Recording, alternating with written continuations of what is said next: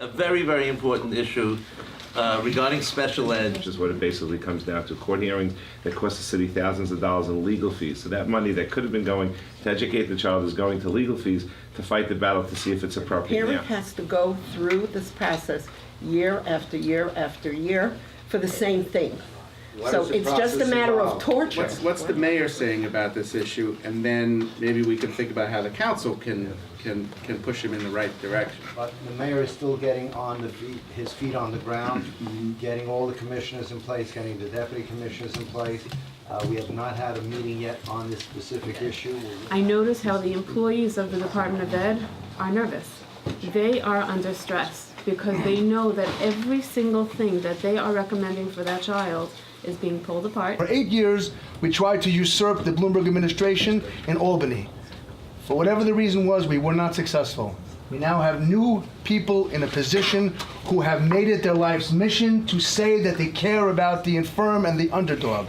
There is no more underdog than these children. And now, I just want to first of all thank Ezra, since he's standing next to me.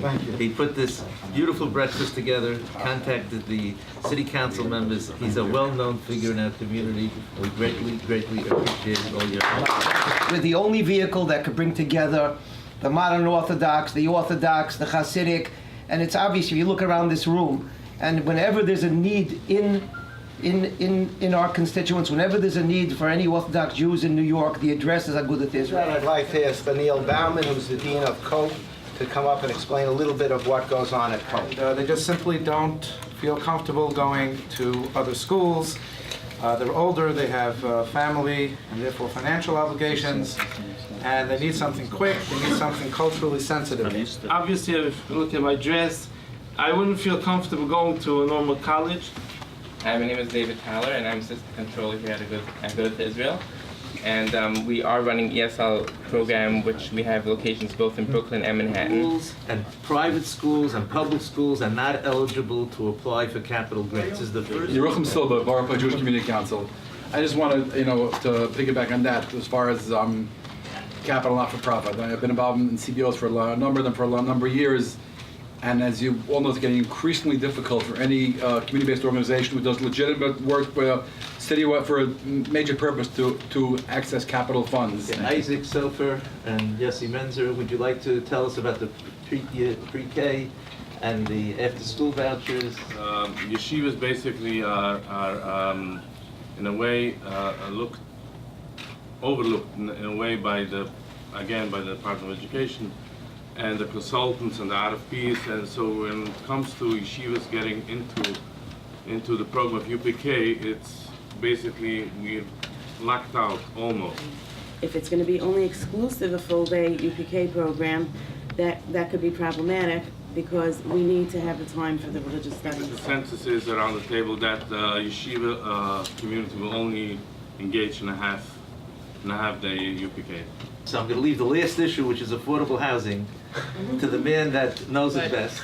There is the responsibility for Jews to take care of each other, and we might sit down together and think, because I think more of the city's housing plan is focusing on the development community because we can't rely on Section 8 and public housing. Councilmember Mark Weapon. We need new, modern, new buildings to continue to grow, but we also want to make sure we push back enough to know that you don't have to make as much money as you possibly can. Councilman Rosenthal. If we didn't require families to sue, we would be spending less money. The city hired 30 attorneys to fight the special ed.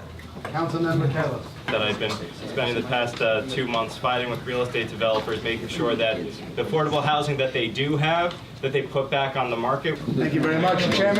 Chairman Rodriguez from Washington Heights. In rally, defending the rights of Kibbutz, we've been there. The Chairman Chaim Deutsch. And again, we could all be in different committees. When it comes to education, we are all in the same committee. Councilmember Marklin. See progressives in the council as natural allies, because your agenda is in many ways about the kind of economic policies that we're very committed to. Councilmember Lansman. Do the work that Agudath has done to reach out to every member of the city council to understand what the needs are of the Orthodox community. It was Carlos Menchaca, 38th District, and after redistricting, actually, we we picked up another whole avenue over to 10th Avenue. So we actually have more borough parks. Councilmember Levin. And I appreciate you putting this together and bringing everybody together around our common issues and our common determination.